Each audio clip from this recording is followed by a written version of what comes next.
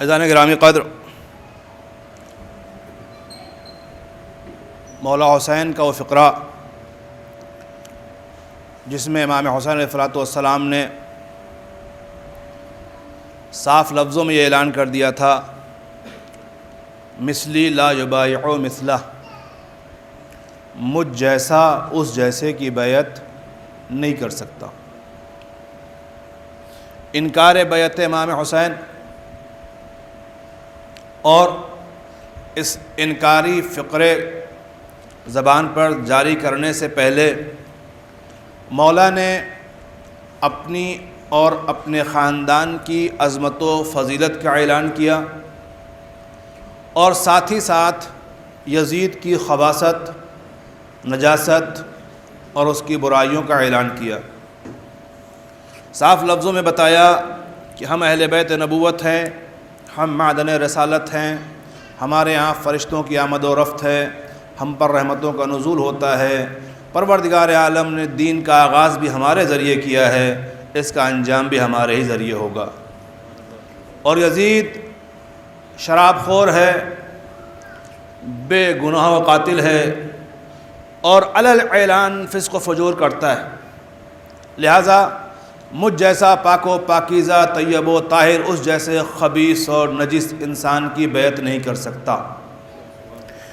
مجھ جیسا پاک اس جیسے نجس کے ہاتھ پہ اپنا ہاتھ نہیں دے سکتا۔ بڑا اچھا سا فقرہ نے کہا، آب کوثر کبھی شراب کی بیعت نہیں کر سکتا، جنت جہنم کی بیعت نہیں ہو سکتی، حق و باطل میں سمجھوتا نہیں ہو سکتا۔ گویا کربلا میں مولا حسین نے انکار کر کے ان دونوں کے درمیان ایک حد فاصل قائم کر دی، کبھی ان دونوں میں کوئی سمجھوتے گنجائش نہیں ہے۔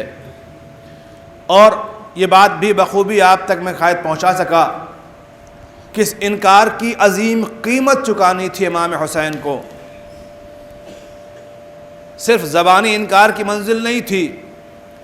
اس وقت کے باطل کی بیعت سے انکار کا مطلب وطن چھوڑنا ہے، اعزاء اقربا کی لاشیں اٹھانی ہیں، اپنا بھی گلا کٹانا ہے، گھر کی مقدس خواتین کی اسیری، بے پردگی، درباروں اور بازاروں میں حاضری، یہ تمام مصائب برداشت کرنے ہیں۔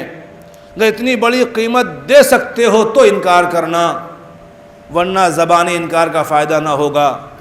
قسم خدا کی لاکھوں سلام عظمت آقا حسین کو، جنہوں نے انسانی وقار کے تحفظ کے لیے، قانون الہی کی بقا کے لیے، قیامت تک حق و باطل کے درمیان حد فاصل قائم کرنے کے لیے اتنی عظیم قربانی دینے کا فیصلہ کر لیا اور اس زحمت بھرے راستے کو اختیار کر لیا۔ میں اپنا گلا تو کٹا دوں گا، اپنا لہو دے دوں گا، مگر حق و باطل مل جائیں یہ ممکن نہیں ہو سکتا، حق باطل کے سامنے جھک جائے یہ ممکن نہیں ہو سکتا۔ اللہ کا نمائندہ شیطان کے نمائندے کی بیعت کر لے، قطعاً نہیں ہو سکتا۔ صلوات پڑھ دے محمد و آل محمد۔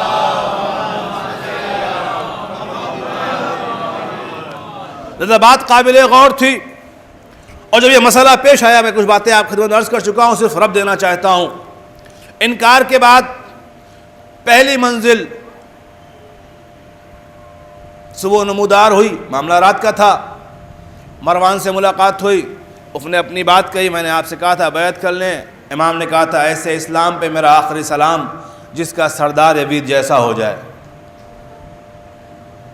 اور پھر اس کے بعد جو رات آئی تو مولا حسین قبر پیغمبر پہ آئے، اور قبر نبی پہ آنے کے بعد کچھ شکایتیں کی ہیں امت کی،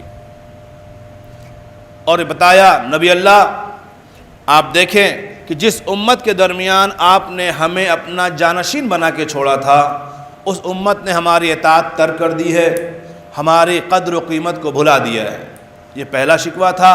اور پھر اس کے بعد وہی قبر پیغمبر پر ہی بارگاہ معبود میں دعا کرتے ہیں اور کہتے ہیں پروردگارا تو جانتا ہے میں اچھائیوں کو پسند کرتا ہوں، برائیوں سے نفرت کرتا ہوں، لہذا میرے لیے وہ راستہ اختیار کر جس میں تیری رضا ہو، تیرے رسول کی رضا ہو۔ غرض مولا حسین نے واضح کر دیا کہ آج جو کیفیت ہے پورے معاشرے کی، جو وہ طبقہ جو اپنے آپ کو امتی کہتا ہے، وہ معاشرہ جو اپنے آپ کو اسلامی معاشرہ کہتا ہے، اس کے اندر جو خرابی سب سے بڑی پیدا ہو گئی ہے وہ یہ کہ اس نے امام معصوم کی پیروی چھوڑ دی ہے، اس نے امام معصوم کی قدر و منزلت کو نہیں پہچانا ہے۔ اس معاشرے میں اچھائیوں اور برائیوں کی تمیز ختم ہو گئی ہے، لوگ نہیں جانتے کہ ہمیں نیک افعال کے ساتھ کس طرح سے پیش آنا ہے، برائیوں کا کیسے انکار کرنا ہے۔ پھر شکوہ یہ بھی ہے اور دعا ہے بارگاہ معبود میں، پروردگارا میرے لیے وہ راستہ اختیار کر جس سے تو راضی ہو جائے۔ غرض مولا حسین نے بتا دیا کہ ہمارا اقدام لوگوں کو راضی کرنے کے لیے نہیں ہے، ہم نے جو اقدام کیا ہے، جو قدم اٹھایا ہے، یہ خدا اور رسول کی رضا کے لیے ہے۔ اب ظاہر سی بات ہے جب ہدف رضا پروردگار ہو تو ضروری نہیں ہر انسان بھی راضی ہو جائے، جس کی مرضی اس کی مرضی سے ملتی ہوگی وہی اس رضا پہ راضی ہوگا۔ اور اس کے بعد جو مرحلے ہیں، میں بہت تیز آگے بڑھنا چاہ رہا تھا، کچھ منزل تک پہنچوں تاکہ مولا کے پیغامات سے آپ تک باتیں پہنچا سکوں۔ میں نے کل عرض کیا تھا آپ خدمت میں کہ جہاں یہ بات تھی کہ امام نے اپنی اچھائی پسند اور ناپسند بیان کر دی، پھر اسی بات کو جوڑتے ہوئے جناب محمد حنفیہ جو خط لکھا تھا وصیت نامے کے طور پر، وہاں اسی چیز کو اپنا مقصد بیان کیا اور کہا انما خرجت لطلب الاصلاح فی امت جدی وارید ان آمر بالمعروف وانہا عن المنکر واسیر بفیرت جدی وابی علی ابن ابی طالب، یعنی جو اچھائیاں مجھے پسند ہیں انہی اچھائیوں کا حکم دینے جا رہا ہوں، جو بری باتیں مجھے پسند نہیں ہیں انہی بری باتوں سے منع کرنے جا رہا ہوں۔ یہ مشن بنا دیا امام حسین نے، لہذا اب ہر حسینی کی ذمہ داری ہے، حسینیت کا تقاضا ہے، جہاں جہاں مولا حسین کے چاہنے والے ہوں وہ سب اپنی زندگی کا مشن یہ بنا لیں کہ اچھائیوں کا حکم دیں، برائیوں سے منع کریں۔ ایک صلوات پڑھ دیں محمد و آل محمد۔ یہ باتیں کر چکے مولا حسین مکے پہنچ گئے۔ میں نے کل عرض کیا تھا مکے جب پہنچ گئے کچھ لوگ وہاں بھی ملے مشورہ دینے والے کہ آپ مت جائیے، یہ نہ کہ ساری باتیں میں کل کر چکا۔ مکے سے امام حسین نے خط لکھا تھا اہل بصرہ کو، بصرہ کے قبیلے کے سرداروں کو، اور ساری باتیں لکھنے کے ساتھ ساتھ جو پیغام اہم دیا تھا وہ کہا تھا انا ادعوکم الی کتاب اللہ و سنت نبیہ، میں حسین اے بصرے والو تمہیں دعوت دیتا ہوں کتاب خدا کی طرف اور سنت نبی کی طرف، دو چیزوں کی دعوت دی ہے، کتاب خدا، سنت پیغمبر۔ کیوں؟ کہتے ہیں فَإِنَّ السُّنَّةَ قَدْ أُمِيتَتْ وَالْبِدْعَةَ قَدْ أُحِيَّتْ۔ مولا کیا ہوا؟ کہ وجہ یہ ہے کہ اس وقت جو حالات ہیں، یہ میں نہیں کہہ رہا ہوں، نواسہ رسول کہہ رہے ہیں، وہ جو رسول سے منیت کی منزل میں ہے وہ کہہ رہا ہے، جو تمام نبیوں کا وارث ہے وہ حسین کہہ رہا ہے، جسے نبی نے چراغ ہدایت کہا وہ حسین کہہ رہا ہے، جس حسین کو نبی نے کشتی نجات کہا ہے وہ آقا حسین کہہ رہے ہیں کہ اس وقت جو حالت ہے امت کی، وہ پوزیشن یہ ہو چکی ہے کہ سنتیں مردہ ہو گئی ہیں، بدعتیں زندہ ہو گئی ہیں۔ پھر کہ اذا سمعتم قولی، اگر تم ہماری بات سنو گے، اہدکم الی سبیل الرشاد، میں تمہیں کامیابی کی ہدایت کر دوں گا۔ ایک صلوات پڑھ دے محمد و آل محمد۔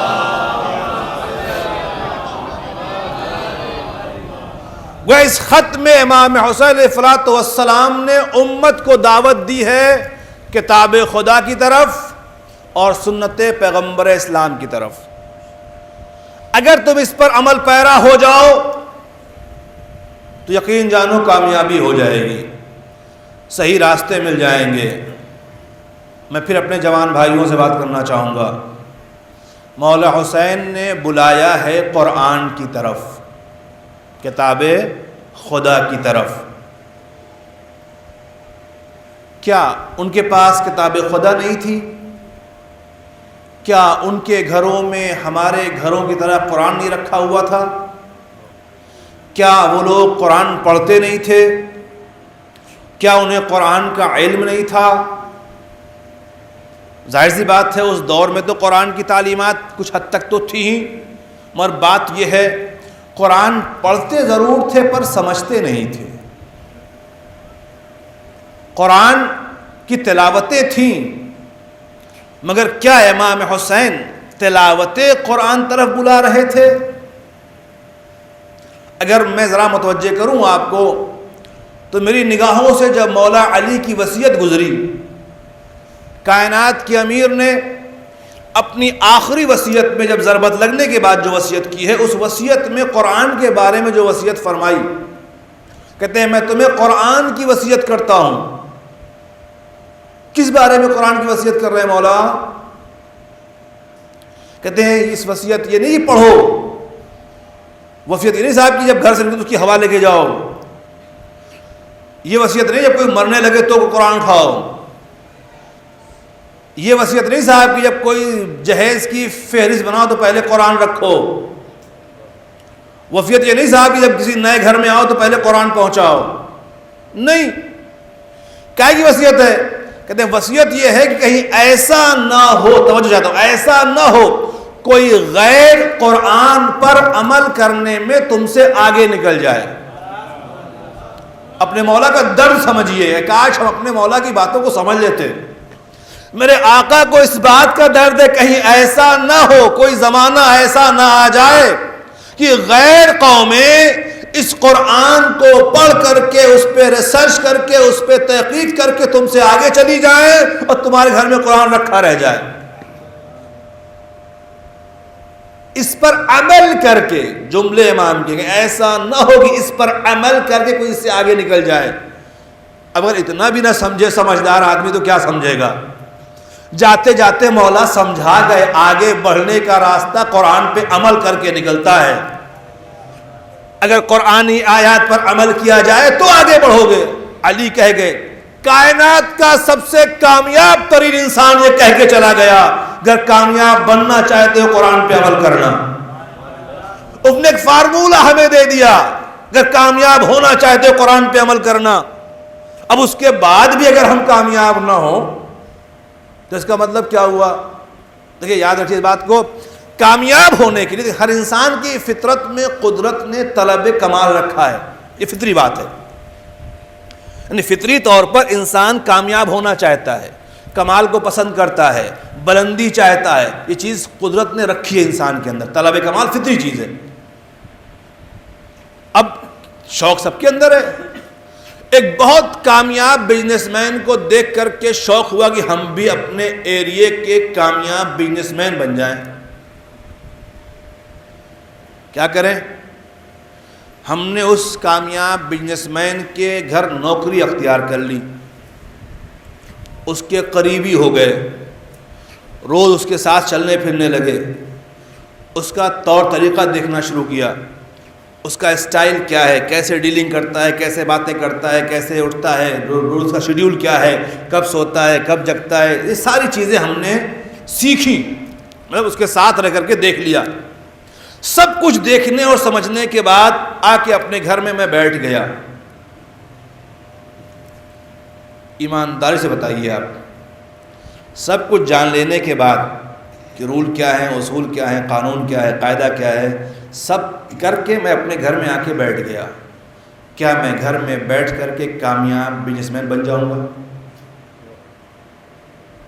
بھائی میں سب جانتا ہوں، میں نے سب سیکھ لیا ہے، مجھے معلوم ہے کیسے بنتے ہیں۔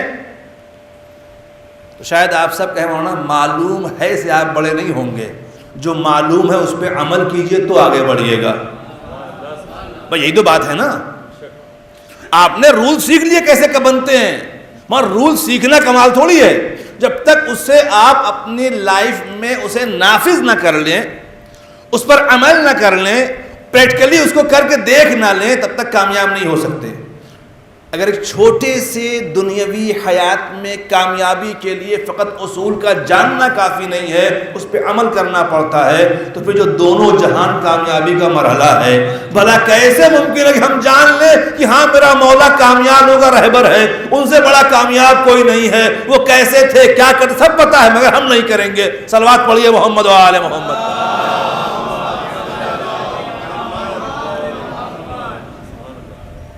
وہ کیا کرتے تھے معلوم ہے، ہم نہیں کریں گے، شاید اسی لیے ہم چاہتے ہیں کہ آپ وہ بتاؤ جو ہمیں نہ کرنا پڑے۔ بھائی مولانا نے خیبر اکھاڑ کے پھینک دیا، بہت اچھی بات ہے، ہمیں تھوڑی کہا اکھاڑنا ہے۔ مرحب و انتر کو جیسے پہلوانوں کو مار کے گرا دیا، بھائی بات ہے، مار دیا، بہت اچھی بات ہے، مولا کی شجاعت ہے، ہمیں تھوڑی کرنا ہے یہ۔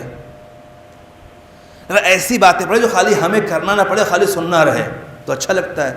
مگر بات یہ ہے، میں نے کل بھی کہا تھا آپ خدمت میں، جہاں مولا کائنات کے فضائل شجاعت کے یہ ہیں کہ 2 انگلیوں پہ در خیبر اٹھ جاتا ہے، وہیں کائنات کے امیر کی صفت میں یہ بھی ہے کہ وہی 2 انگلیوں سے خیبر اکھاڑنے والا رات کی تنہائی میں اپنی پیٹھ پر غریبوں کے لیے کھانا لے کر کے جاتا ہے،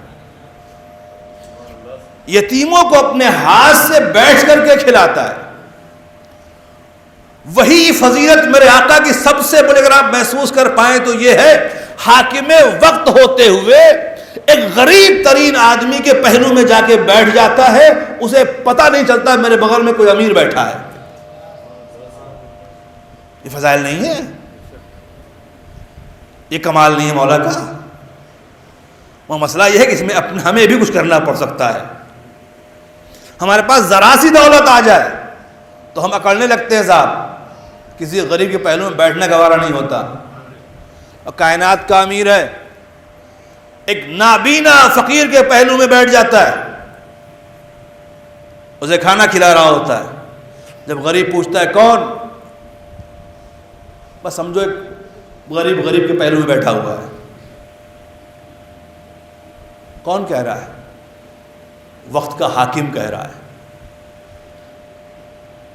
مطلب اس غریب کے سامنے اپنے بڑکپن کا اظہار کر کے اسے غربت کا احساس نہ دلاؤ۔ یہ ہے میرا مولا، ناز کرے اس بات کے اوپر۔ ہماری حالت یہ، وراثی دولت آ جائے، خاص طور سے نئی جو آتی ہے، جب تک اسے دکھا نہ لے تک سکون نہیں ملتا۔ چاہے کسی غریب کا دل ٹوٹے، اس کے احساسات مجروح ہوں، اسے اپنی غربت پہ رونا بھی آئے، ہمیں کیا پرواہ ہے۔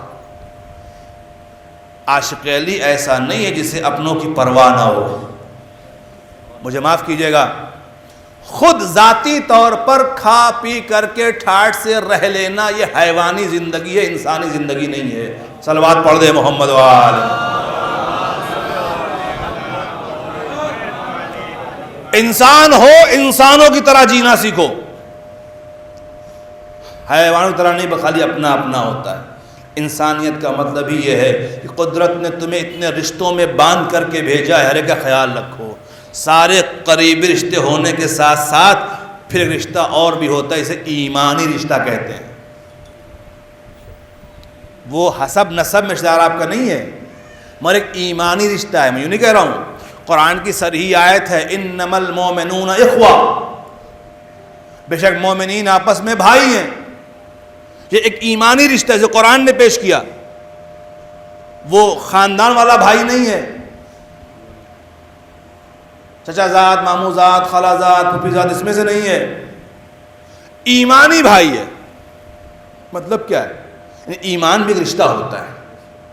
بہرحال موضوع یہاں چلا جائے گا۔ وہ جو کہنا تھا کہ بات یہ ہے کہ کیفیت ایسی ہو چکی ہے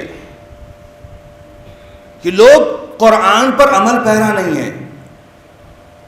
قرآن جیسی کتاب کیا ہے آپ کو معلوم ہے؟ بہت مشہور حدیث جو ہمارے یہاں پڑھی جاتی ہے، ہمارے عقیدے میں شامل ہے، ہمارے عقیدے کی بیس کہلاتی ہے، وہ کیا ہے؟ انی تارکن فیکم الثقلین کتاب اللہ و عطرتی و اہل بیتی۔ ما ان تمسکتم بہما لن تضلوا بعدی. حضور اکرم نے جاتے جاتے بتایا تھا نا کہ میں تمہارے درمیان دو گراں قدر چیزیں چھوڑے جا رہا ہوں، ایک کتاب خدا، دوسرے میری اطرت ہے. ابھی آپ کلام سنیں تو قرآن و اہل بیت کے حوالے سے، حدیث وہی ہے، قرآن اور میرے اہل بیت یہ دو چیزیں ہیں، جب تک ان دونوں سے جڑے رہو گے تب تک گمراہ نہیں ہوگے. ان دونوں سے جب تک جڑے رہو گمراہ نہیں ہوگے. کب تک؟ سال، 2 سال، 10 سال، 20 سال، 50 سال، 100 سال، 200 سال، 400 سال نہیں. حتی یرد علی الحوض. ان دونوں سے جڑا رہنا تمہیں اس وقت تک گمراہی سے بچائے رکھے گا جب تک تم حوض کوثر پہ نہ پہنچ جاؤ. بھیا کوئی بھی آدمی اپنی قوم کی ضمانت اور گمراہی سے بچنے کی گارنٹی اتنی لمبی نہیں لے سکتا. کئی نسلوں کی ضمانت ہے، قیامت تک کے لیے یہاں تک حوض کوثر پہ پہنچا دے، مگر شرط یہ ہے کہ ان دونوں سے جڑے رہنا. جب تک ان دونوں سے جڑے رہو گے گمراہ نہیں ہوگے. اب سوال یہ پیدا ہوتا ہے کہ ان دونوں سے جڑے رہنے کا مطلب کیا؟ گلے میں باندھ کے ٹہلیں، جیب میں رکھ کے چلیں؟ میں ایک مثال موقع پر اکثر دیا کرتا ہوں. ایگزام کا زمانہ ہوتا ہے، بازاروں میں اچھی اچھی گائیڈیں آ جاتی ہیں، سبجیکٹ وائز بہترین گائیڈز آ جاتی. اب ایک بچہ اس کا وہ 10th کا ایگزام ہونے والا تھا، اس نے بہت قیمتی بڑھیا جا کے مارکیٹ میں سب سے اچھی والی گائیڈ خریدی. اس کی پرنٹنگ بہت اچھی تھی، پیپر بہت اچھے تھے، اس کا کور بہت پیارا تھا، جلد بہت اچھی تھی، چمکتی ہوئی کتاب بالکل. مارکیٹ میں سب سے ایک گریڈ کی 1 نمبر کی، اور لے کر کے وہ وہاں پہ آیا، اور لانے کے بعد گھر میں ماں سے کہا اس کے لیے کور سل دیجئے. کور بنوا کے اس کو لپیٹ کے اس کو رکھ دیا ریک کے اوپر. آپ ایمانداری سے بتا دیجئے، مارکیٹ کی سب سے 1 گریڈ کی گائیڈ لا کر کے اس نے لپیٹ کے رکھ لیا ہے، کیا امتحان میں پاس ہو جائے گا؟ مہار صاحب بتائیے. اور اتنی مہنگی کتاب پھر بھی نہیں پاس ہوگا؟ میں دیکھے صاحبان فہم کا فیصلہ ہے، کتاب میں رکھ کر کے پاس نہیں ہوتے، پڑھ کر کے پاس ہوتے ہیں. صلوات پڑھے محمد و آل محمد. آج تک دنیا میں کوئی کتاب رکھ کر کے پاس نہیں ہوا جب تک پڑھ نہ لے. تو اگر ایک چھوٹا سا امتحان بغیر پڑھے پاس نہیں ہوتا تو پھر وہ امتحان جو یہاں سے لے کر کے وہاں تک دینا ہے، اور اس کی کتاب ایک قرآن ہی ہے، اسے بغیر پڑھے کیسے پاس کر لیں گے آپ؟ ہم چکر میں گھر پہ رکھ لو وہ کافی ہے. اچھا ایک بات اور کہتا چلوں آپ خدمت میں، یہ بات آپ نے سنی نا کہ دونوں کبھی الگ نہیں ہوں گے. ابھی آپ نے سنا کہ مرکز اتحاد یہ ہے کہ نیزے پہ سر ہے تب بھی قرآن کی تلاوت ہے، یعنی یہاں تک بھی جدائی ممکن نہیں ہے. نیزے پہ تلاوت کر کے مولا حسین یہ بتانا چاہتے تھے تم اپنے خنجروں میں دھار لا کر کے تلواروں کو تیز کر کے ہمارے سر و تن میں جدائی کر سکتے ہو، اور قرآن کو ہم سے نہیں جدا کر سکتے. بات واضح ہے، سمجھ میں آ رہی ہے؟ مطلب قرآن اہل بیت سے جدا نہیں ہے، اہل بیت قرآن سے جدا نہیں ہے. مطلب کیا ہے؟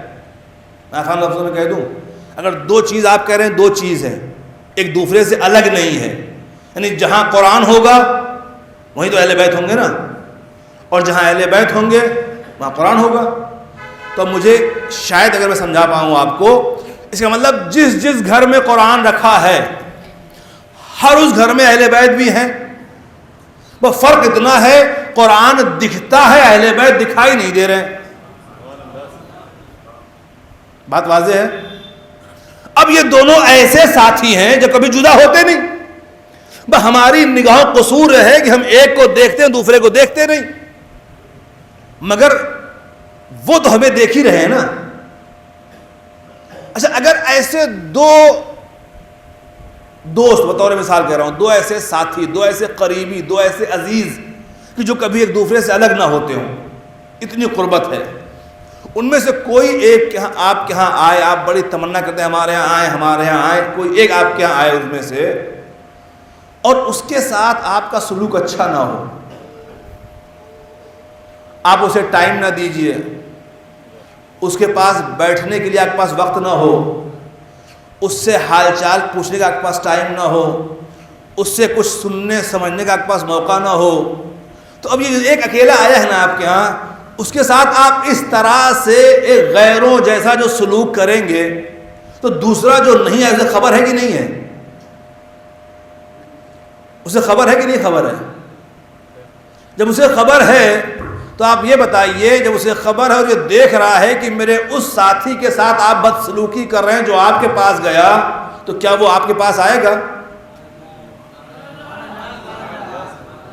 بھئی قرآن تو ہمارے پاس ہے نا، ہم جس غیبت میں رہنے والے قرآن ناطق کو پکار رہے ہیں وہ دیکھ رہا ہے کہ قرآن صامت کے ساتھ تمہارا سلوک کیا ہے، تم اس کے ساتھ کیسے پیش آتے ہو۔ تم نے اٹھا کے طاق پہ رکھ دیا ہے، گرد پڑ رہی، تمہیں اتنی فرصت بھی نہیں، اسے صاف کر لو کم سے کم۔ الماریوں میں قید رکھا ہوا ہے، موقع نہیں، اٹھا کے دیکھ لو کیا لکھا ہوا ہے۔ اگر تم اس سے اتنا غافل ہو، انہیں بلا کیوں رہے ہو؟ صلوات پڑھ دے محمد و آل محمد۔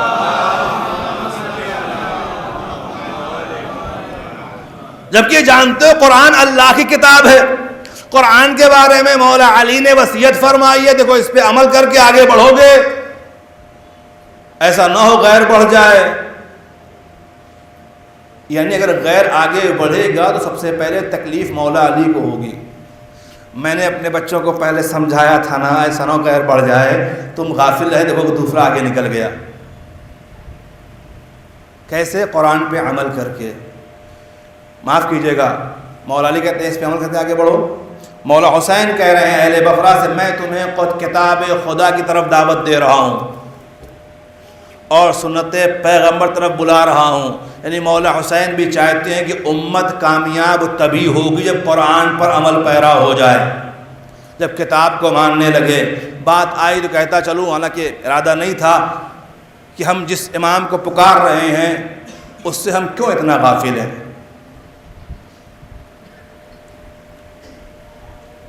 وہ تو ہمیں دیکھ رہا ہے نا ہم قرآن پہ کیا کر رہے ہیں۔ اچھا اب ایک بات یہ بھی ہے صاحب کہ اب ہم پکار ہی کہاں رہے ہیں، یہ بھی تو مسئلہ ہے۔ ہم نے تو پکارنا بھی چھوڑ دیا ہے۔ پکارتے ہیں؟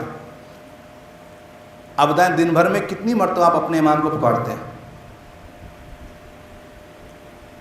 جو امام پردہ غیبت میں ہے اس امام کو دن بھر میں آپ کتنی مرتبہ بلاتے ہیں کہ مولا ظہور فرمائیے؟ یہ تو حساب کرنا چاہیے نا، کیوں آخر اتنا غافل ہے؟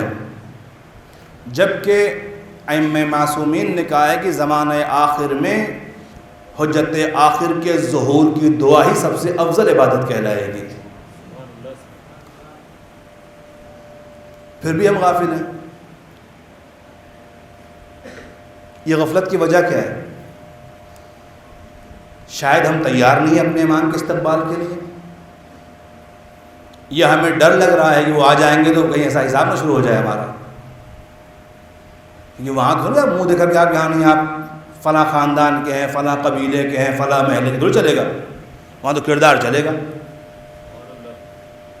تو جو اپنے امام کو بلانے کے لیے آمادہ نہیں ہے، مجھے معاف کیجیے گا، پھر وہ امام کا سپاہی کیسے بن پائے گا؟ جو امام کو پکار نہیں سکتا وہ امام کے ساتھ کیسے چل پائے گا؟ جو ظہور امام کی دعا نہیں کر سکتا وہ بھلا امام کی معیت میں کیسے کھڑا ہوگا؟ اور پھر اگر ہم اس قابل نہیں ہیں کہ امام کے ساتھ چل سکیں تو پھر ہمیں کہاں سے حق ملتا ہے کہ ہم انہیں کہیں صاحب وہ فلاں فلاں لوگ نہیں آئے مولا حسین کے ساتھ؟ لمحہ فکریہ ہے، غور کرنے کی بات ہے۔ دیکھیں بعض اوقات لوگ منتشر کرتے ہیں. میرا کہیں سے کوئی ارادہ نہیں صاحب کہ آپ کے اندر کوئی انتشار پیدا کیا جائے. اور بڑے ادب سے میں جہاں تک میں آپ کو سب سے کہنا چاہوں گا, اس ملت میں اختلاف پیدا کرنے کی کوشش بالکل مت کیجیے. ویسے ہماری امت کے لوگوں نے بہت بانٹ رکھا ہے. اب عباداری کے نام پر اور نئے نئے فتنوں کے عنوان سے اسے بالکل نہ بانٹیے. مگر ہاں ایک بات اور کہنا چاہوں گا, فتنوں سے بچنے کے لیے, انتشار سے بچنے کے لیے علم کا ہونا ضروری ہے. لہذا اپنے اپنے ہاتھوں میں علم کی شمع خود اٹھائیے, ورنہ جب بھی آپ بغیر علم کے کوئی عمل انجام دیں گے تو کیفیت یہ ہوگی صاحب کہ ایک مرتبہ میں نے کہا یہ کام کیجئے, آپ کرنا شروع کر دیں گے, اگلے دن یہ کہیں گے صاحب یہ کام مت کیجئے, آپ چھوڑ دیں گے. یہ ہو رہا ہے نا. کیوں ہو رہا ہے؟ کہ ہمارے پاس علم نہیں ہے, ہمارے پاس خود شمع نہیں ہے, ہمارے پاس خود روشنی نہیں ہے. میں نے بہت اچھی سی مثال دی تھی بہت پہلے, پتہ نہیں آپ کو یاد ہے کہ نہیں یاد ہے, اسی مرتبہ کہا ہو. دیکھیں آپ مان لیں کہ جہالت اندھیرا ہے نا, جہالت تاریکی ہے. مولا حسین نے جو قربانی پیش کی ہے نا, اس قربانی کا مقصد یہ بھی ہے. انشاءاللہ آپ کل زیارت اربعین پڑھیں گے, شب اربعین ہے آج, کل آپ زیارت اربعین پڑھیں گے انشاءاللہ. اس میں ایک فقرہ ہے, پروردگارہ حسین نے اپنی قربانی پیش کی ہے تاکہ تیرے بندوں کو جہالت اور حیرت, گمراہی جو کی حیرت, جہالت کی حیرت سے اور گمراہی سے باہر نکال دے. جہالت کی حیرت یعنی کیا مطلب؟ جب انسان جاہل ہوتا ہے تبھی متحیر ہوتا ہے, حیرت زدہ ہوتا ہے. میں اور واضح کروں آپ کو اس بات کے, میں نے شاید کبھی مثال دی تھی کہ گاؤں میں رہنے والا بیچارہ آدمی جو کبھی گاؤں سے باہر نہیں نکلا, اسے آپ لے کر کے بھوپال آ گئے, لے کے آپ ایئرپورٹ چلے گئے, کسی بڑے مال میں چلے گئے. وہ جیسے ہی وہ گیٹ پہ پہنچا, گیٹ خود سے کھل گیا, گیٹ خود سے کھل گیا. آپ کی کوئی بڑی بات نہیں تھی, آپ چلے گئے. مگر وہ حیرت میں, ارے یہ کیا ہو گیا؟ اس کے اوپر یہ حیرت کیوں آئی؟ کیونکہ وہ جاہل تھا, اسے اس کا علم نہیں تھا. حیرت تبھی ہوتی ہے جہالت ہوتی ہے. امام حسین نے قربانی دی تاکہ جہالت سے امت باہر نکلے اور یہ حیرت کے پردے اس سے ختم ہوں. جہالت کہاں تک تھی آپ محسوس کر سکتے ہیں کہ ہر اس انسان کو اللہ کا نمائندہ مان لیا جو تخت شاہی پہ بیٹھ جائے. وہ جو معیار قرآن نے اور خدا و رسول کی طرف سے معین تھا, اس معیار کو آپ نے چھوڑ کر کے اپنے معیار بنا لیے. نتیجہ ہر لمحے جہالت ہی جہالت. جب جہالت ہوتی ہے تو کیفیت کا جہالت اندھیرے کا نام ہے, جہالت تاریکی کا نام ہے. بات ہے تو کہتا چلوں, علم اس نور کا نام ہے جو انسان کو قوت بخشتا ہے. آسان لفظوں میں کہہ دوں, مان لیجیے اندھیرا ہے, بالکل اندھیرا چھایا ہوا, باہر نکلے آپ, لائٹ نہیں, بالکل تاریکی ہے. اور آپ جب باہر چلیں گے اندھیرے میں تو ایک اندھیرے میں چلنے والے آدمی کی کیفیت کیا ہوگی؟ اس کا ہر قدم جب بڑھے گا آگے, دل میں خوف ہے کہ نہیں ہے؟ پتہ نہیں ہے, گڈھا ہے, کوئی گندگی ہے, کوئی غلاظت ہے, ایک خوف ہے نا اس بات کا, پتہ نہیں کہ پیر کہاں پڑے گا. دل میں خوف ہوگا, پیر بھی بڑا سنبھال کے اٹھانا پڑے گا, اور ہر قدم پہ کہیں نہ کہیں گر جانے کا ڈر ستائے گا کیونکہ اندھیرا چھایا ہوا ہے. اور اسی کیفیت میں اگر وہ بڑھتا رہا تو ظاہر سی بات ہے کہیں پیچھے سے کسی نے آواز دی, بھیا ذرا بائیں طرف ہٹ جاؤ, ادھر گڈھا ہے, تو یہ اندھیرے میں چلنے والا مجبور ہے آنے والی آواز کے مطابق مڑ جانے پر. بہت توجہ چاہتا ہوں میں, ہے کہ نہیں ہے؟ اور اگر 2 لمحے کے بعد چند قدم چلا اور پھر آواز, بھیا ادھر دائیں طرف آ جاؤ, تو آپ پھر مجبور ہیں اندھیرے میں آنے والی آواز کے مطابق دائیں طرف جانے پر. یہ آپ دائیں بائیں یہاں وہاں کیوں ہو رہے ہیں؟ کیونکہ اندھیرا چھایا ہوا ہے, کچھ نظر نہیں آ رہا ہے. اب جدھر سے جو آواز آئے گی اس پہ عمل کرنا پڑے گا. منظر کو پلٹ دیجئے, ہاتھ میں ایک ٹارچ لے لیجئے, اندھیرا کتنا ہی کیوں نہ ہو, اب وہ ٹارچ لے کے آپ آگے بڑھیے. اب کیا ہوگا؟ ہر قدم پہ یقین ہوگا, ہر قدم بے خوف بڑھے گا, کسی سے ڈرنے کی کوئی ضرورت نہیں ہوگی. اب کوئی لاکھ چلائے بھیا ادھر گڈھا ہے کچھ ہے، آپ پلٹ کے جواب دینے کی حیثیت میں ہوں گے، ارے کسی اور کو بتاؤ میرے پاس ٹارچ ہے۔ صلوات پڑھ دے محمد وآل محمد۔ یہ اس آواز کے خلاف بولنے کی ہمت کیسے پیدا ہوئی؟ کہ آپ کے پاس خود روشنی کا انتظام تھا، جب آپ یقین کی منزلوں میں تھے کوئی بہکا نہیں سکتا تھا۔ عزیزان گرامی، آج اگر ہماری ملت میں انتشار و اختلاف پیدا ہو رہے ہیں، اس کی وجہ صرف اتنی سی ہے کہ جہالت کا اندھیرا چھایا ہوا ہے، ہم ٹارچ لینے کو تیار نہیں ہیں۔ صرف سبب اتنا سا ہے، جہالت کا اندھیرا بالکل پھیلا ہوا ہے اور ہم ٹارچ اپنے ہاتھ میں لینے کو تیار نہیں ہے، ہمارے پاس فرصت نہیں ہے وہ علمی روشنی لینے کی۔ اور ایک بات کہہ دوں، دیکھا میں نے اوپر لائبریری شاید بننے والی ہے یا بن چکی تھی یا بنے گی، کچھ ایسا لگ رہا ہے۔ کتابیں رکھی ہوئی ہیں ماشاءاللہ سے، ان پہ گرد خوب پڑی ہوئی ہے، کمپیوٹر بھی رکھا ہوا ہے، اس پہ بھی گرد پڑی ہوئی ہے، ٹیبلوں پہ گرد پڑی ہوئی ہے۔ اب جس بستی میں لائبریری کی یہ حالت ہو وہاں علم کیا ہوگا اللہ ہی بہتر جانتا ہے۔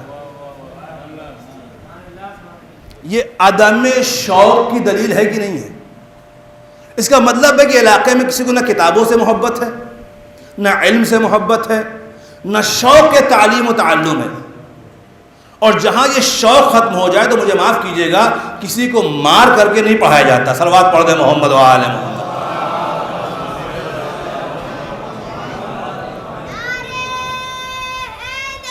یا علی یا علی اللہم صلی علی محمد۔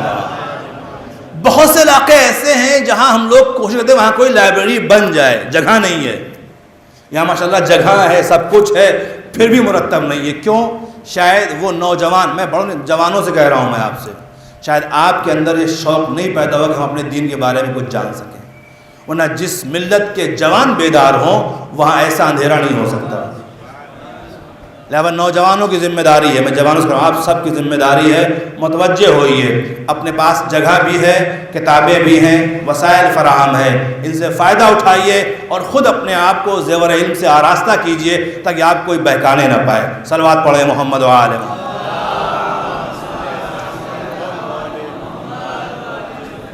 میں نے کہا مشن امام حسین میں یہ بات شامل ہے، قربانی کے مقصد میں یہ بات شامل ہے، اس لیے قربانی دی تاکہ لوگوں کو جہالت کے اندھیرے سے باہر نکالا جائے۔ اب اگر فرش حسین پہ بیٹھنے والے جہالت کے اندھیرے میں غرق ہو گیا تو کیا ہوگا؟ اب بات ہے تو پھر کہہ دوں میں آپ سے، علم کی قیمت جانتے ہیں آپ؟ اس دن بات ہو رہی تھی آپ لوگوں سے، میں نے عرض کیا تھا جب مولا کائنات کی زندگی میں وہ دور آیا کیونکہ آج کے اعتبار سے مخالف حکومتیں آ گئیں جن کے ہاں ظلم و تشدد زیادہ تھا، خاندان اہل بیت سے عداوتیں تھیں اور مخالفتیں تھیں ہر لمحہ۔ ایسے دور میں جب حکومت خلاف آ گئی تو اس دور میں مولا نے کیا کیا؟ پہلی بات تو یہ کہ میرے مولا نے ایسی مخالف فضا میں قلم اٹھا لیا اور قرآنی آیات کی تفسیر لکھنا شروع کر دی۔ ہم جیسوں کو پیغام دے دیا جب حکومتی فضا مخالف ہو جائے تو تلوار نہیں قلم اٹھائی جاتی ہے۔ کاش میری بات آپ تک پہنچ جاتی، میں نے قیمتی جملہ آپ کے حوالے صرف کر دیا۔ ایسی مخالف فضا میں تلوار نہیں قلم اٹھائے جاتے۔ نتیجہ اب تخت پہ بیٹھا ہوا حاکم جب بھی کبھی کسی علمی مشکل میں پڑے گا تو حکومت پہ بھلے ہی ہو دروازے پہ یہی آئے گا۔ نہیں اپنے لفظوں میں کہہ دوں، اگر اپنے آپ کو علمی اعتبار سے مضبوط کر لو تو مخالف سے مخالف حاکم کو تمہارے در پہ آنا پڑے گا، تمہیں وہاں نہیں جانا پڑے گا۔ یہ منظر آپ کے سامنے ہے۔ دوسرا موقع عرض کروں آپ خدمت میں، جس وقت جناب زینب کبریٰ سلام اللہ علیہا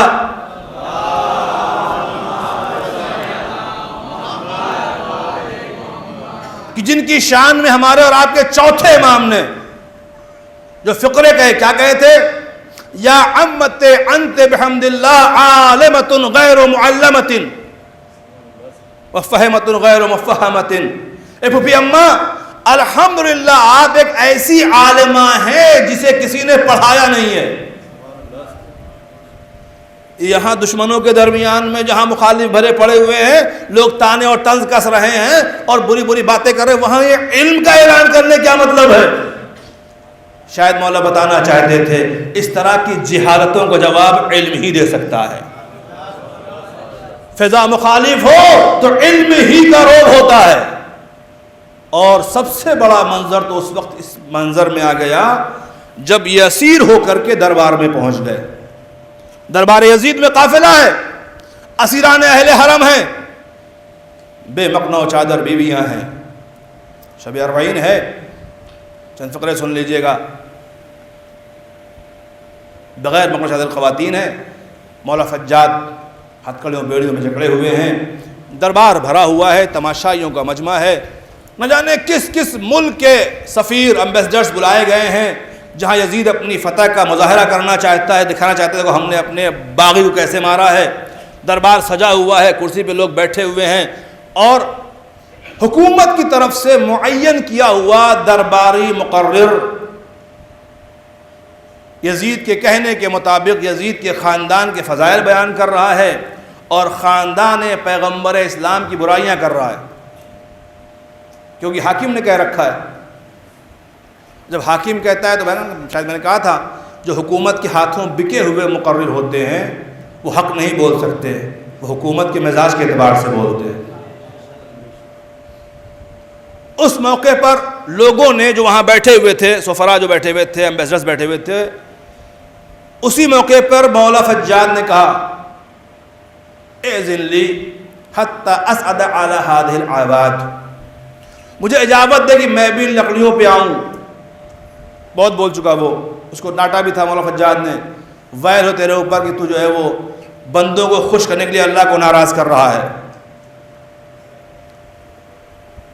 جب مولا فجاد نے اجابت چاہی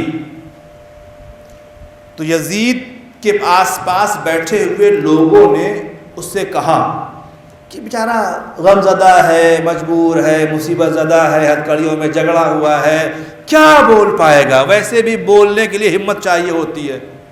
بات ہے تو کہتا چلوں، ایک تقریر کرنے کے لیے اپنوں کے درمیان ہوتا ہے نا صاحب، اگر کوئی خطیب آپ کے پاس آئے حضور تھوڑا آرام کر لیں، آپ تھکے ہوئے ہیں. کیوں تھکے ہوں گے تو صحیح بول نہیں پائیں گے. اور خدا نخواستہ کوئی خطیب آپ کے پاس ایسا ہے جس کے ابھی وہ پہنچا تھا، خبر آئی گھر پہ کسی کا انتقال ہو گیا، اب اسے کہا کہ بھائی مجلس پڑھ دو، کیا ہوگا؟ مولانا کیسے پڑھ گیا؟ ذہنی انتشار، اتنا بڑا صدمہ کیسے ہو سکتا ہے؟ غرض عام طور سے خطابت کے لیے پرسکون ماحول چاہیے، پرسکون طبیعت چاہیے، راحت و اطمینان کی فضا چاہیے، اپنوں کا مجمع چاہیے. لاکھوں سلام اس خطیب کو جو تھکا ہوا بھی ہے، اسیر بھی ہے، قیدی بھی ہے، جگر کے اوپر 72 داغ بھی لے کر کے آیا ہے، ہتھکڑیوں میں جکڑا بھی ہے، بیڑیوں میں اسیر بھی ہے، اور مجمع بھی غیروں کا ہے، دشمنوں کا ہے، قاتل سامنے بیٹھے ہوئے ہیں جنہوں نے ہمارے عزیزوں کو قتل کیا ہے. ایسے ماحول میں تقریر کرنا ہے، عام ذہن میں کیسے بول پائے گا؟ جونے دو، بولنے دو، آنے دو. کچھ تو یہ کہہ رہے تھے اب بولنے دو، اجابت دے دو. کچھ نے کہا شاید اس لیے دیکھیں کیونکہ ہوتا کیا ہے کہ عربی زبان میں فصیح ترین زبان اہل مدینہ اور مکہ کی ہوتی تھی، اہل حجاز سے کہتے ہیں. یہاں جو لوگ آئے تھے تو دوسرے ملکوں سے آئے تھے عرب کے، ان کی زبانوں کے لہجے الگ ہوا کرتے تھے. جو ادب کے شائقین تھے وہ یہ چاہتے تھے کم سے کم وہ لہجہ سنیں جو خاندان رفالت کا لہجہ ہے، وہ فصاحت و بلاغت والی تقریر سنی جائے جو اس گھرانے کی شان ہے. یہ شائقین ادب کا مزاج تھا جو ادب شوق تھے. سب نے پریشر ڈالا اس کے اوپر انہیں اجابت دی جائے. جملہ سنیں گے اس کا. یزید کہتا ہے انہو من اہل بیت النبوہ قد زق العلم زقا. یزید کہہ رہا ہے یہ اہل بیت نبوت ہیں، انہیں علم چگایا گیا ہے. یہ وہ ہیں یعنی پرندہ جیسے دانے دیتا ہے بندے اپنے بچے کو، وہ کہتے ہیں چگانا، یعنی بس یوں ہی وہ منتقل کر دیتا ہے.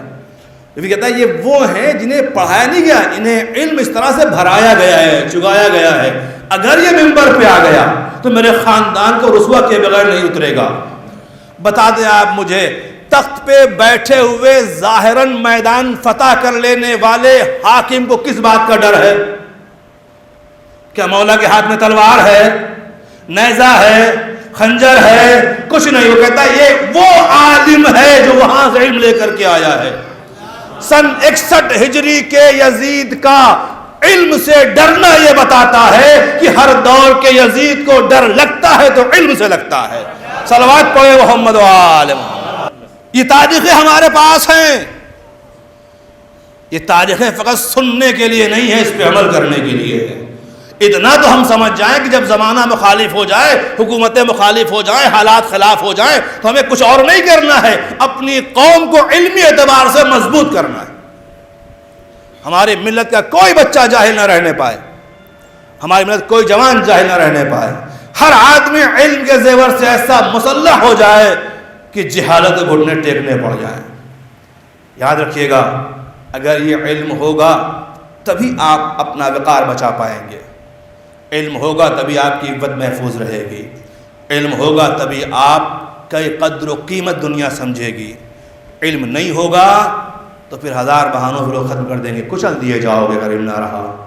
اور بات آئے کہ چلوں، جب مولا فجاج کو اجابت ملی ہے تو سب سے پہلی بات مولا نے یہی کہی،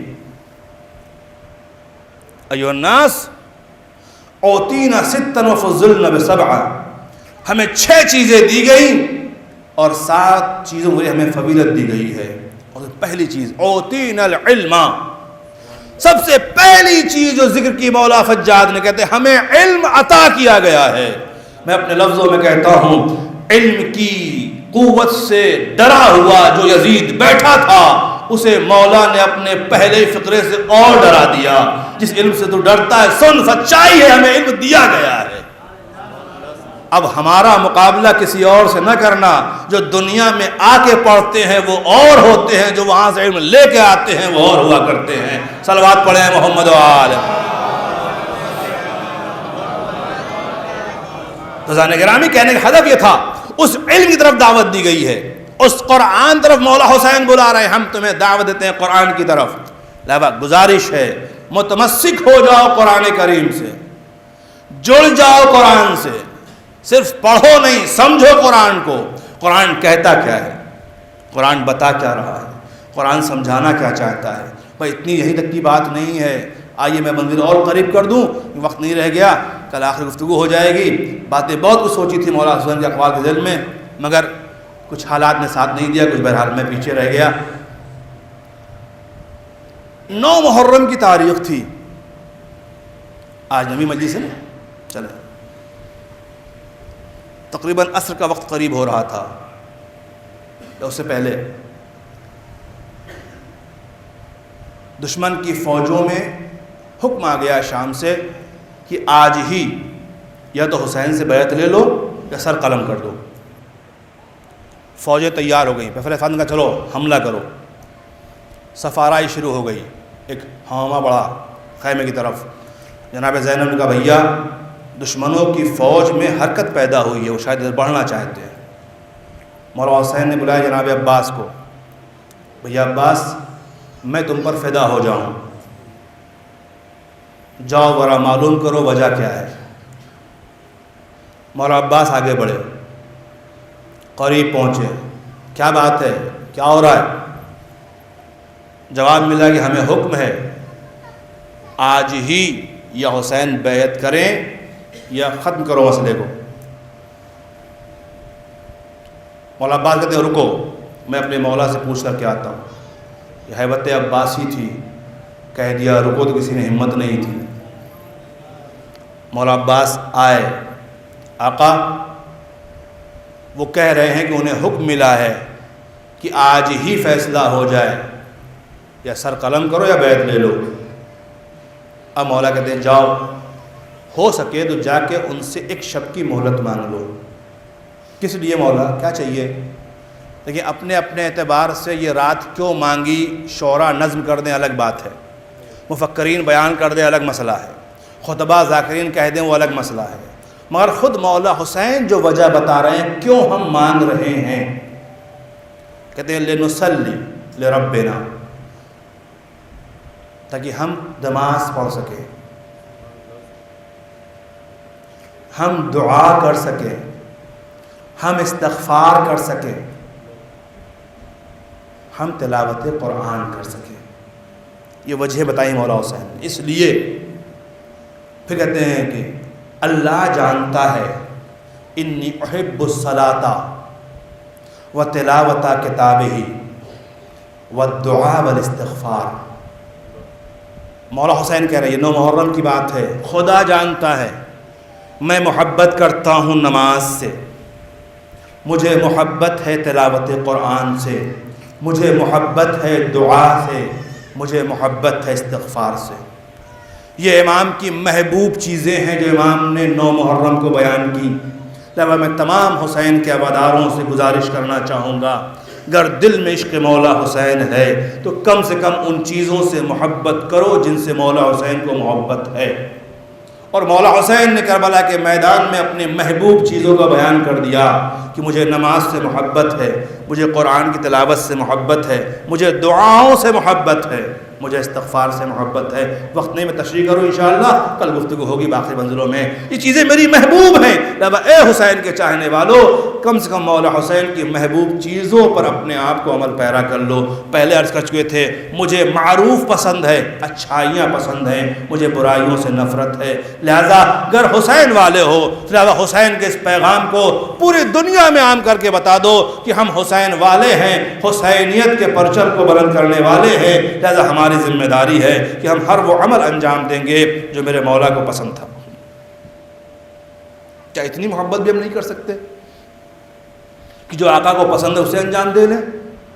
اور پھر وہ مہلت مل گئی، ہوا کیا؟ رات بھر پھر نماز ہے، دعائیں ہیں، قرآن ہے، استغفار ہے۔ ایک حصے میں پورا سلسلہ یہ ہے، ایک حصہ وہ رہا جہاں اپنے اعزاء و اقرباء سے ملاقاتیں ہیں، ایک دوسرے کو وصیتیں ہیں، ایک دوسرے کو تلقین ہے، تنبیہات ہیں۔ اور پھر ایک مرحلہ وہ رہا جہاں دوست و احباب کے ساتھ مولا حسین نے گزارا۔ یہ حالات اب وہ قریب سے قریب تر کی منزل ہے کہ جہاں صبح نمودار ہوگی تو پھر جنگ کا میدان ہوگا، شہادت کا موقع ہوگا۔ عزیزان محترم، اسی عزاداری انہی ایام کا آپ انتظار کرتے رہے، مسلسل۔ اب محرم آئے گا، اب چاند ہو گیا، محرم آ گیا، آپ نے ماتم کر لیا، آپ نے پرسہ دے لیا۔ میں دیکھ رہا ہوں تو 2-4 دنوں سے جو منتظمین ہیں، جو مومنین ہیں، ہر ایک کے دل میں ایک اضطراب یہ ہے کہ جلوس نہیں نکال پائیں گے، ہم جس طرح سے ماتم کرنا چاہتے ہیں ویسے نہیں کر پائیں گے، ہم جس طرح سے غم منانا چاہتے ہیں ویسے نہیں منا پائیں گے۔ پچھلے سال بھی ایسی کیفیت تھی، ہر عوادار تڑپ رہا تھا، کیسے کریں گے؟ پابندیاں ہیں، پابندیاں ہیں، ویسے نہیں ہوگا جیسے کر پاتے۔ میں سوچنے پہ مجبور ہو گیا، اتنی آزادی کے بعد تھوڑی سی پابندی آئی، تمہارا دل تڑپ گیا۔ ذرا اس بیٹی سے پوچھو جس پر رونے کی پابندی تھی، ذرا اس بہن سے پوچھو جو اپنے بھائی کا ماتم نہیں کر پا رہی تھی، ذرا اس بیٹے سے پوچھو جو اپنے بابا کی موت پہ گریہ نہیں کر پا رہا تھا۔ سوگوارو، اگر تمہیں ذرا سا اپنے طریقے سے غم منانے کا موقع نہیں ملا، تم بے چین ہو، ذرا اس بیٹے سے پوچھو جس کے باپ کی میت نگاہوں کے سامنے تھی اور بیٹا اتنا مجبور تھا کہ اپنے باپ کو دفن نہیں کر سکتا تھا۔ بڑا صدمہ ہوا لوگوں کو، پورے ملک کے اندر بڑا چرچا رہا کہ ارے ہمیں تعزیہ دفن کرنے کا موقع نہیں دیا جا رہا، جہاں تعزیہ اٹھتے ہیں، جہاں علم بڑھائے جاتے ہیں، ہمیں اس کا موقع نہیں دیا گیا۔ میں نے تب بھی کہا تھا خوش نصیب ہو، 1-2 آدمی کے جانے کی اجازت تو ہے، جا کے تعزیہ دفن کر سکتے ہو۔ ورنہ مولا سجاد سے پوچھو، باپ کا لاشا تھا، بھائیوں کی میتیں تھی، اور سجاد کو اجازت نہیں تھی کہ اپنے باپ کو دفن کر سکے۔ जज़ाकुमुल्लाह वदारो, अल्लाह इन आवाज़ों पर रहमत नाज़िल करे, तुम्हें कोई गम न दे खुदा सवाए गम अहले बैत के। वाक़ई गम का मौका है, जिस मुहर्रम का इंतज़ार कर रहे थे ना, इंतज़ार करते करते करते करते 40 हुसैनी आ गया। ये शब अरबईन है, सुबह मौला का चहलम होगा, अय्याम अज़ा हमसे रुखसत हो जाएंगे, पता नहीं हम हक़ मातम अदा कर पाए कि नहीं कर पाए, हम शहजादी ज़हरा को उनके लाल का पुरसा ए बीबी ज़हरा, इन अज़ादारों ने आपको पुरसा देने का एहतमाम किया, इन्होंने अपने एतबार से बड़ी कोशिश की, यकीनन हक़ मातम तो नहीं अदा कर सकते और हमारी कोशिश को कबूल कर लीजिएगा। जज़ाकुमुल्लाह, खुदा सलामत रखे, इन आवाज़ों पे खुदा रहमत नाज़िल करे, ये गम हमारे लिए ऐसा ज़रिया बन जाए कि मैदान महशर में बीबी ज़हरा सलामुल्लाह अलैहा की शफ़ाअत नसीब हो सके। सोगवारो, हकीकत है ना, सच्चाई है ना, गम के रुखसत हो जाने का दर्द हो रहा है कि नहीं हो रहा है, ये एहसास तड़पा रहा है कि नहीं साहब, तो अय्याम अज़ा ख़त्म हो जाएंगे, तो कुछ दिन का मसला और उसके बाद कहाँ ये अज़ा खाने, कहाँ ये रौनकें, कहाँ ये मातम और पुरसा। अगर तुम्हें अय्याम अज़ा की रुखसती पे इतनी तकलीफ़ होती है तो ज़रा सोचो, जब बेटी ने बाप को रुखसत किया होगा तो क्या तकलीफ़ हुई होगी, जब बहन ने भाई को विदा किया होगा तो क्या तकलीफ़ हुई होगी। ए अजीज़ों, ज़रा इंसाफ करके मुझे बता दो, जो लोग ज़ियारतों पे गए हैं वो ज़रा शायद ज़्यादा महसूस कर सकें। एक जुमला कहना चाहूँगा, आज इतनी सदी गुजर जाने के बाद जब कोई मौला हुसैन का आशिक, मौला हुसैन का ज़ायर करबला पहुँचता है, करबला पहुँच जाता है, करबला पहुँचा, करबला की ज़मीन देखे उसका दिल तड़पने लगता है।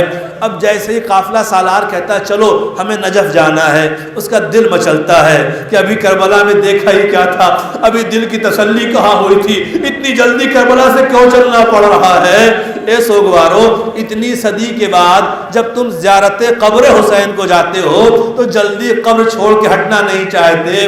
बड़ा सोचो कि जनाब ज़ैनब भैया हुसैन का लाशा छोड़ करके कैसे बड़ी होगी, जब किसी जालिम ने कहा होगा सज्जाद काफिला आगे बढ़ाओ, हमें कूफे तक पहुंचना है, वो बहन अपने भाई के लाशे से कैसे उठी होगी, वो बेटी अपने बाबा को कैसे विदा कर रही होगी जहाँ लाशें पड़ी हुई हैं। ए अजीज़ों, ए सोगवारों, अल्लाह सलामत रखे आपको।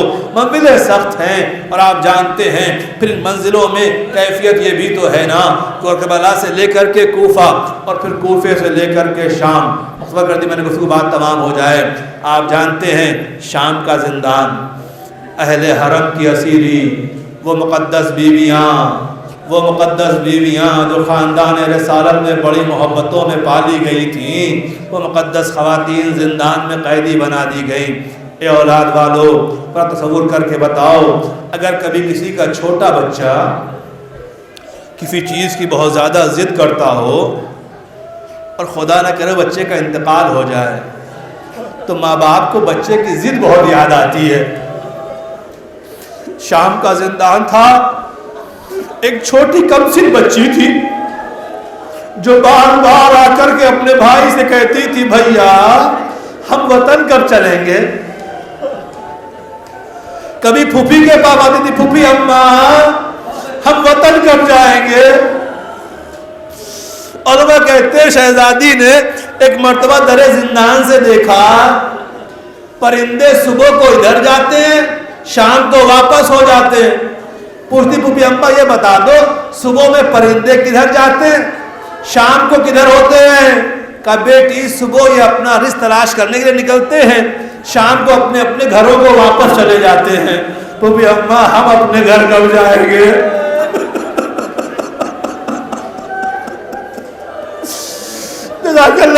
जब बच्ची कम शरीर में तन्हाई से मोहब्बत से पूछती होगी ए फूफी अम्मा हम घर कब जाएंगे, ए भैया हम घर कब जाएंगे, तो आप तसव्वुर कर सकते हैं ना, सब सिर्फ तसल्ली देते थे, एक कोहराम बर्पा होता था। ए अजीजों, एक दिन वो आ गया جب یہی گھر جانے کی ضد کرنے والی، بار بار گھر جانے کی تمنا رکھنے والی ایک مرتبہ اس دنیا سے اس کیفیت میں رخصت ہو گئی، روایت کہتی ہے کہ شہزادی سکینہ نے خواب میں دیکھا کہ میرا بابا آیا ہوا ہے۔ جیسے خواب سے بیدار ہوئی، ایک مرتبہ رونے میں پھوپھی اماں میرا بابا آیا تھا کہاں چلا گیا؟ پھوپھی اماں بابا بھی آئے تھے کہاں گئے؟ ظاہر سی بات ہے گھر کی وہ زندان میں جو خواتین تھی سمجھ گئی، اس نے خواب میں باپ کو دیکھا۔ شہزادی کہتی بیٹی بابا کہاں آئے؟